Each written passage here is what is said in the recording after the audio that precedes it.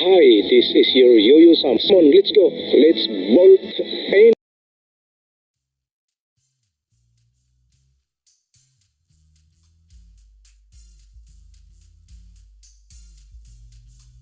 To all lovely ladies and gentlemen, ang ating topic ngayon sa araw na ito, kung sino ba ang mas mahigit na nakinabang, yung farmers ba o yung rice buyers o yung consumers. Itong aking pananaw ay akin lang tong sariling na obserbahan, hindi to talaga dumaan sa mga masusing pag-analisa. Yung akin lang nakikita sa aking sariling mata, akin ding nalalaman. Ito ang aking unang napansin. Yung farmers, sila ay nagproproduce ng rice at dumaan sila sa mga matinding paghirap kasi yung fertilizer ay mahal, pati na yung pag-cleaning ng mga damo ay mahal din ang arawan, at pati yung pagbili ng pesticides at insecticides. At yung farmers naman, kung panahon na sa pag-ani, ay doon sila natutuwa dahil natatapos na ang isang kalbaryo sa isang cropping na kanilang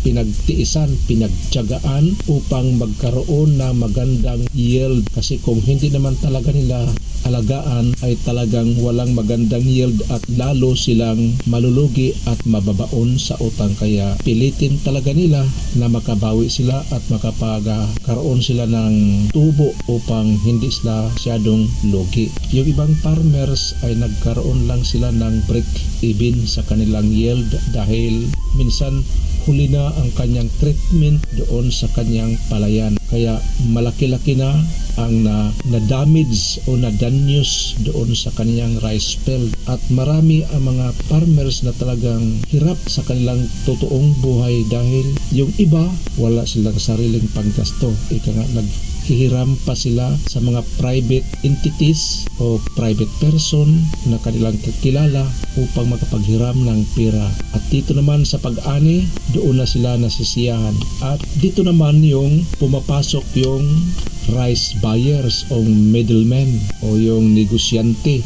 At minsan talagang binabarat nila pagbili yung ani ng mga farmer. Yung bili nila ay hindi umaabot ng 20 pesos per kilo. Kung umaabot man ng 20 pesos per kilo, talagang hinahanapan nila ng paraan na hindi makaabot ng 20 dahil yung paghakot mula sa field hanggang doon sa kalsada sa pag-deliver ng palay ay nanggagaling pa rin sa farmers. Kaya yung 20 pesos per kilo ay hindi talaga sapat dahil binabawasan pa sa labor, kaya hanggang 19 na lang. Yun ang kaibahan sa rice buyers. Yung buyers nung unang pagbili ng mga palay, wala pa siyang sasakyan. Sa next 3 years ay mayroon na siyang nabibiling sasakyan. Pero yung farmers, 10 years or more ay naglalakad pa rin, at dahil kanyang kita ay break even lang at yung